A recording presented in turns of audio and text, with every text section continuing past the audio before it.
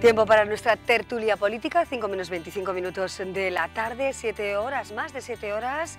Invirtió ayer la presidenta del Gobierno, Yolanda Bárcena, en dar las explicaciones en el denominado caso Goicoechea, en esa comisión de investigación que llega ya a su fin, con sus conclusiones finales a final de semana. Damos la bienvenida a Luis Ibero, a Román Luzán y a José Javier Echeverría. Luis, ¿qué tal? Bienvenido, buenas tardes. Bien, ¿y vosotros? Muy Gracias bien, por acompañarnos. Tardes. Gracias a vosotros por llamarnos. Román Luzán, ¿cómo estás? Bienvenido. Muy bien, muchas gracias. Primera vez que nos encontramos en esta tertulia. Espero que no sea la última. Esperemos que no. Muchísimas gracias por tu compañía. Gracias. Y también damos las buenas tardes a José Javier Echeverría. ¿Qué tal, José Javier? Bien, buenas tardes. Buenas tardes. Bueno, vamos a ver esas imágenes que nos muestran a Yolanda Bárcena, la presidenta del Gobierno, tras la comisión de investigación, tras su intervención. Queremos analizar, sin duda alguna, cómo fue, cómo se desarrolló, cómo participaron los diferentes portavoces parlamentarios, a veces en un cruce dialéctico, desde luego importante, con bueno, una gran intensidad, algunos momentos de gran intensidad, por ejemplo, protagonizados por el portavoz de Bildu, Mayorga Ramírez, también por el portavoz de Izquierda Ezquerra. Bueno, enseguida vemos las imágenes en las que, bueno, pues la presidenta del Gobierno pues terminaba la comparecencia, ¿no? Tras tantas horas, ¿no, Luis? Llama la atención, sin duda alguna, la intensidad de la comparecencia. Vamos a fijarnos en primer lugar en esa imagen, ¿no? La imagen que puede ser del cansancio, pero también del tesón, podríamos decir así, de la presidenta Bárcena. Vamos a ver, el aguantar 7 horas y media una sesión parlamentaria y además con una especie de acoso y derribo de la persona, con una serie de preguntas duras, personales, directas, la verdad es que es muy difícil, es tremendamente difícil el mantener ese concepto de lo que es la realidad y el concepto de lo que es saber contestar a lo que se le pregunta, ¿no? Pues porque al final, después de las 7 horas y media, una persona está cansada y no puede ser con esa agilidad mental que demostró Yolanda. La verdad es que a mí me ha sorprendido el hecho de que haya tenido esa fortaleza y ese empaque a la hora de responder, al margen de razón o no razón. De los contenidos, después, ¿no? Exactamente. Vamos a fijarnos en primer lugar en las formas, José Javier. Si hubiera que hacer una radiografía general y ponerle calificativos a esa intervención, tanto de la presidenta como de la oposición, de todos los grupos que conforman el legislativo, ¿con qué nos quedaríamos? Yo, como no le estoy dando mucha credibilidad o mucho poso a lo que es propiamente una comisión de investigación que se fija ya cerrando la fecha de las conclusiones sin determinar si a raíz de una primera comparecencia va a surgir una segunda comparecencia que no estaba prevista en un primer momento, está claro que aquí hay unos plazos y entonces todo tiene que cajar para que una fecha determinada se puedan convocar unas elecciones. Entonces, ya con esa premisa, todo es un poco un debate como tendremos aquí en la campaña electoral, pues muy parecido, con la diferencia que hay una persona que va, en este caso Yolanda Bárcena, como protagonista y los periodistas, entre comillas, son los diferentes grupos parlamentarios que forman la comisión. Recordándome un poco las declaraciones de la infanta, en el caso Nos, la posición es muy sencilla, es decir, sabe los 5 asuntos de los que se le va a preguntar y todos son preguntas sobre la misma base, intentando buscar contradicciones, teniendo antes de entrar claro que voy a contestar a esas 5 ideas, siempre voy contestando lo mismo. Uno analiza un poco las respuestas, incluso ella misma dice, me remito a lo que he contestado en la pregunta anterior, porque muchas cosas eran repetidas, si encima son muchos grupos políticos diferentes, que todos quieren asumir su protagonismo, un juez les hubiera dicho, esta pregunta ya se ha hecho en su momento, no la vuelva a hacer. Y seguramente la tercera, la cuarta o la quinta intervención hubieran sobrado. Por eso no le doy tanto valor al planteamiento de Yolanda Bárcena, porque realmente pienso que tampoco ha habido elementos, ni los grupos, ni el asunto como para profundizar o intentar buscar alguna contradicción o alguna declaración sorprendente de autoinculpación. Si hubiera que encontrar fortalezas, las encontramos, pero también las debilidades, si se han encontrado en Yolanda Bárcena, en la presidenta del Gobierno. Debilidades yo no le vi. Emoción sí, porque hubo un momento que se emocionó cuando reconoció que si hubiera sabido lo que le esperaba o lo que le iban a hacer a Lourdes Goicoechea no lo hubiera nombrado nunca, se le escapó una lagrimilla y se le cortó la voz, pero no le vi debilidades. Hay quien ha podido ver como debilidad el cambio de tono en el debate según con quién hablaba. Es una mujer con una dialéctica poderosa, muy preparada, muy fuerte mentalmente, y sabía de qué quería hablar, como dice Juanjo, sabía perfectamente qué le iban a preguntar, sabía qué habían dicho los técnicos, controlaba perfectamente la situación. Y entró al debate político, no al debate técnico, que es lo que intentó Lourdes Goicoechea el día anterior. Y según planteara el debate el portavoz del grupo que intervenía, lo planteaba ella. Si eres duro, puedo ser más duro. Si intentas rebajarme, intentaré rebajarte. Si me tratas con cortesía y quieres unas respuestas rápidas, coherentes, tal, lo haré yo también. Si como Manu Ayerdi quieres teorizar sobre economía, yo también teorizo sobre economía. Es decir, creo que dicen los entendidos en fútbol que ahora se leen los partidos. Yo creo que supo leer muy bien la comisión, leer muy bien el debate. No le vi debilidades. Vamos a escuchar sus palabras después de esa comisión de investigación y luego seguiremos también escuchando otros testimonios que hemos ido recogiendo en las últimas horas y que nos van a llevar incluso al Congreso de los Diputados. En primer lugar, escuchamos a la presidenta. No ha habido corrupción, no ha habido ilegalidad. La comisión de investigación es la que tiene que tomar ahora sus decisiones con ese ultimátum que me dio, que en 15 días o me iba o hacían ellos una moción de censura. Pues ese órdago al Gobierno de Navarra por unos temas sin profundizar en ellos y ellos mismos.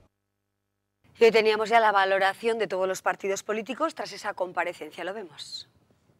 A falta de las conclusiones finales y tras haber escuchado a todos los comparecientes, Aralar sostiene que la comisión de investigación no ha demostrado ilegalidades. Nosotros creemos que no se han podido detectar ni ilegalidades ni tampoco consecuencias irregulares en el funcionamiento. Sí se ha podido demostrar un funcionamiento chabacano, un funcionamiento sin garantías. Las convicciones políticas para hacer o no hacer una moción de censura o cualquier otra iniciativa tienen que asentarse en las convicciones y no tienen que asentarse en las presuntas conclusiones o hipotéticos resultados de una comisión que no pueden dar la uña de caballo y de esta manera. Por eso, pues estamos en una situación muy difícil. Difícil sobre todo porque el PSN sigue sin confirmar si presentará o no la moción de censura, a pesar de que considera aprobado el tráfico de influencias. Queda perfectamente acreditado que ha habido tráfico de influencias, aun cuando nosotros podemos ya sacar en claro cosas, eso es evidente, esperaremos a que la comisión apruebe sus conclusiones y una vez que la comisión apruebe sus conclusiones, el Partido Socialista se reunirá, tomará las decisiones que tenga que tomar. Bildu cree que la comisión de investigación ha ratificado todas las acusaciones de Idoia Nieves y sigue haciendo un llamamiento a la necesidad de elecciones. Ante la constatación y las diferentes sesiones que hemos tenido en este Parlamento, evidentemente lo lógico sería la asunción de responsabilidades por parte de la presidenta del Gobierno de Navarra, Yolanda Barcina, y la convocatoria de elecciones. UPN, sin embargo, considera que la comisión ha demostrado la legalidad de todas las acciones del Gobierno. Que en ningún caso, desde luego, se puede hablar de corrupción ni por asomo. Si quieren presentar una moción de censura, ellos sabrán. Yo creo que los ciudadanos han podido apreciar que no hay motivos para presentar una moción de censura. El viernes por la mañana se debatirá y votará el dictamen de la comisión de investigación. Veremos esas conclusiones y, en principio, qué nos depara el panorama político de nuestra comunidad con esta crisis institucional. ¿Habrá moción de censura? ¿Crees realmente que se adelantarán las elecciones, que tomará la decisión la presidenta? José Javier, ¿qué puede pasar?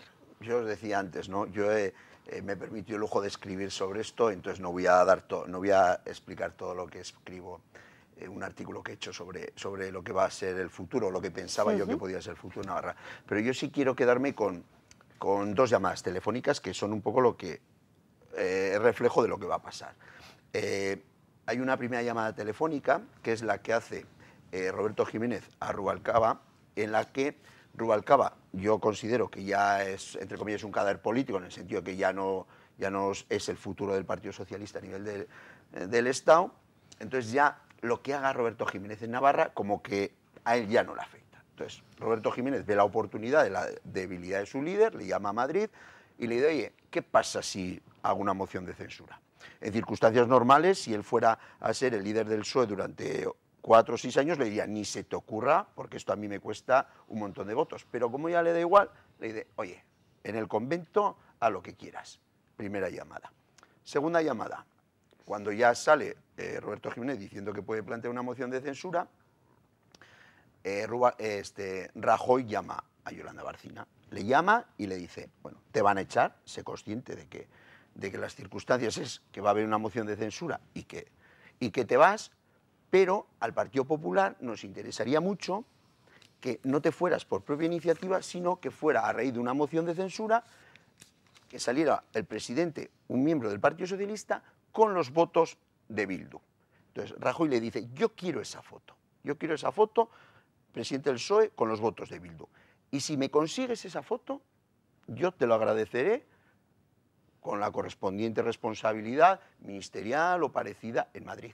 Esas son las dos firmas. Y eso que al principio, de llamadas, y eso que al principio era una locura, hoy viendo a los supuestos apoyos del Partido Socialista, cómo han reaccionado, qué conclusiones sacan, si nos fijamos, Zabaleta no ve que esto sea justificación de una moción de censura, sino que tiene que haber otros motivos, y Mayorga dice, lo lógico sería hacer un llamamiento al PSOE y decirle, después de las conclusiones que hemos visto, Roberto Jiménez, estás legitimado a presentar la moción de censura. Y no dice eso, dice, Yolanda Bárcena tiene que ser la que disuelva. Es decir, ellos ya ven que van a ser tontos útiles y que al final, una vez que Yolanda Bárcena, que es el principal obstáculo o uno de los motivos por lo que se produce la ruptura entre UPN y PSOE, si Yolanda Bárcena desaparece, yo planteaba un candidato de UPN, pero puede ser que ahí esté patinando un poquito, pero con otro candidato de UPN, Roberto Jiménez, se vuelven a juntar y volvemos a reeditar el gobierno anterior. Bueno, ese es el planteamiento que hace José Javier Echeverría, bien estudiado y estructurado, y veremos a ver si es una realidad o no. Suelo decir, quién sabe, ¿no? Bueno, son hipótesis, desde luego desde la experiencia política que avala a los tres invitados que nos acompañan, ¿no? Román Luzán, ¿podría ser en cierta medida, bueno, pues aceptable la hipótesis que plantea José Javier Echeverría? ¿Puede haber o debe haber, ¿no?, en esta situación que vive Navarra, un adelanto electoral? ¿La presidenta puede estar pensando en esto, quizá con otro candidato que no sea ella a la presidencia del gobierno de Navarra? Si fuera otro candidato, ¿hay nombres que ya están sonando? No sabía yo que Juan José Echeverría era tan maquiavélico y que pensaba tanto de ida y de vuelta de Madrid, de aquí a Madrid. Estoy seguro, porque además ella misma lo ha dicho, que ha pensado en disolver el Parlamento y en convocar elecciones, y él también ha dicho que le tendrían que obligar, porque su deber es gobernar. Hoy por hoy, si se siguiera el proceso normal electoral y fuera en marzo del año que viene las elecciones, quedarían 14, 15 meses en los que Yolanda Bárcena podría pensar en un recambio. Hoy por hoy, y de golpe y porrazo, unas elecciones el 25M, puede ser que el único candidato posible sea Yolanda Bárcena. Se oyen nombres, todo el mundo ha oído algún consejero que suena como posible candidato, el secretario general suena como posible candidato, pero hoy por hoy... El secretario general Óscar Arizcuren. ¿De qué consejero hablamos? ¿De qué consejero hablamos? De José Javier Esparza, también se oye ese nombre, pero esos son mentideros políticos, eso pasa siempre. También se sigue oyendo, por ejemplo, a Alberto Catalán en ocasiones, ¿no? Pero hoy por hoy el candidato es la presidenta. Hasta que ella no diga, y los órganos del partido, que están en gran medida en manos de la propia presidenta, no lo digan, no hay candidato. Es más, no hay ni elecciones. De momento son conjeturas, ¿no? Sí, son conjeturas. ¿Cómo lo vería yo si tuviera que decidir? Hombre, antes de que un gobierno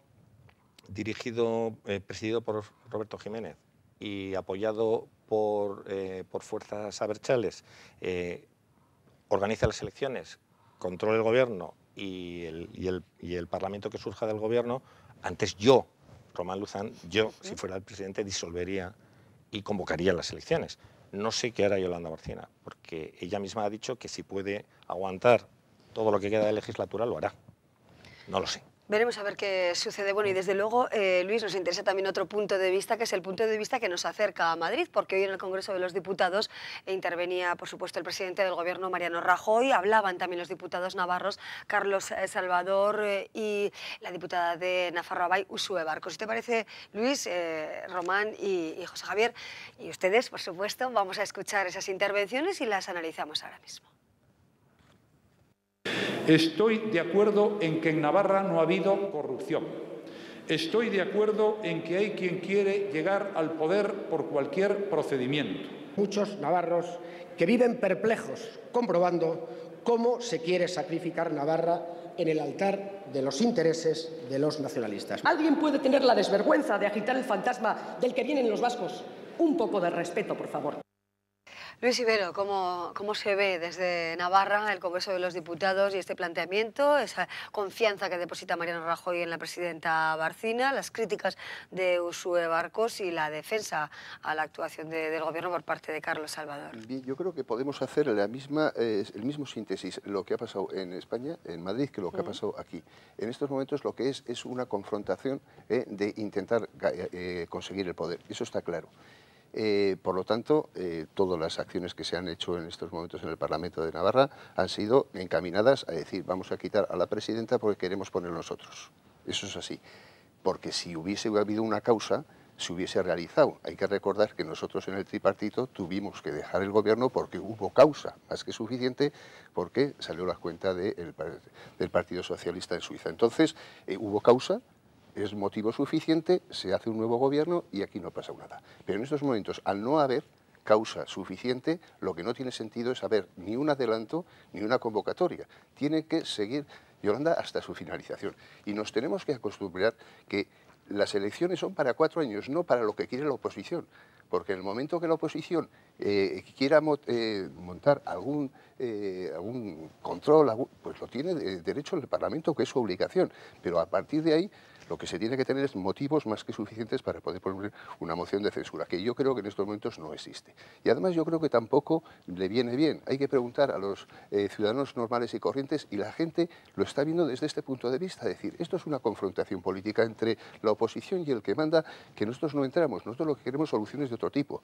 Y las soluciones son las que son en estos momentos necesidad, que es la crisis y solucionar la crisis. Y eso es lo que está pensando la gente. Ese es el principal tema, ¿no?, que preocupa a la sociedad, aunque sin duda alguna también el comportamiento de la clase política es algo que sin duda alguna preocupa a los españoles. Ayer, en esa comparecencia, entre otros temas, desde luego se habló y mucho acerca de la devolución del IVA, ¿no?, de los retrasos de la devolución del IVA a las empresas, e incluso la presidenta aludió a la decisión del Partido Socialista en su día de preguntar también acerca de la devolución del IVA. Si os parece, vamos a recordar esos momentos y los analizamos.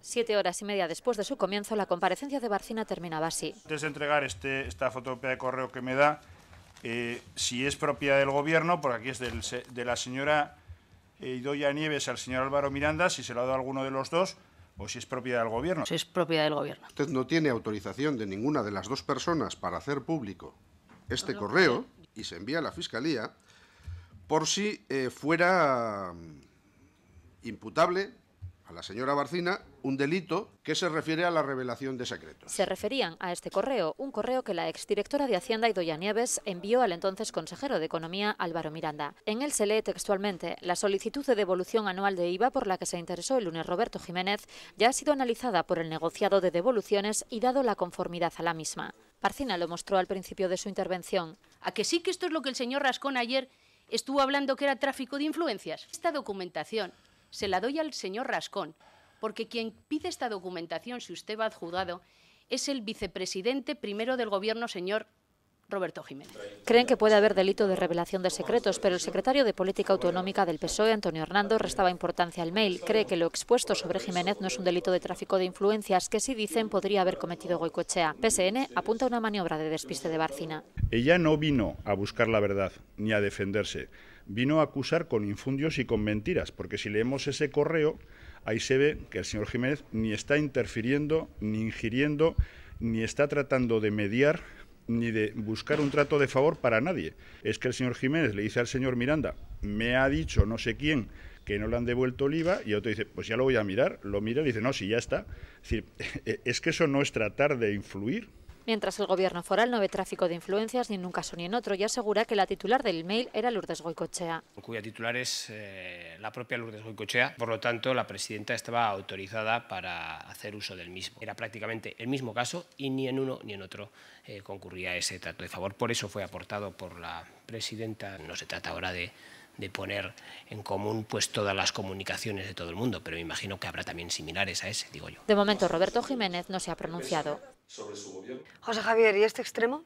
A ver, aquí se está jugando con las palabras. Siempre es muy habitual en política jugar con las palabras, llamar Partido Popular a un partido que defiende los intereses de un grupo reducido económico, etcétera, etcétera. Entonces, aquí es un poco, se está jugando con la palabra corrupción, con la palabra trato de favor. Lo que tenemos es una realidad que es diferente, que yo sí que creo que está bastante consolidada en la política en general y en la política navarra no iba a ser diferente, que es el trato de favor o yo tengo un amigo que me puede ayudar. Entonces, si ese amigo está en la administración, pues lo utilizo. Y entonces, todas estas cosas que se están planteando, jurídicamente, pues igual no tienen un encaje como delictivas, pero lo que está claro es que revela cómo funcionan las cosas. Es decir, si yo, bien porque soy una entidad educativa con mucho peso en Navarra, porque soy una de las empresas más importantes de Navarra, porque trabajo asesorando en mi profesión a determinadas personas y tengo vinculación con alguien que va a ser sujeto de una investigación. Todas esas personas o todas esas entidades tienen acceso directo, el que no tienen la mayoría de los ciudadanos, a determinados políticos, a determinados altos cargos que deciden sobre su situación personal o su situación empresarial. Entonces, yo ahora no sé cómo tengo el tema del IVA, me vendría bien que me lo devolvieran, pero yo no soy quien, y es más, estoy convencido que a mí nadie me va a coger el teléfono si llamo a la consejera y pregunto, ¿hay posibilidades de que me devuelvan el IVA?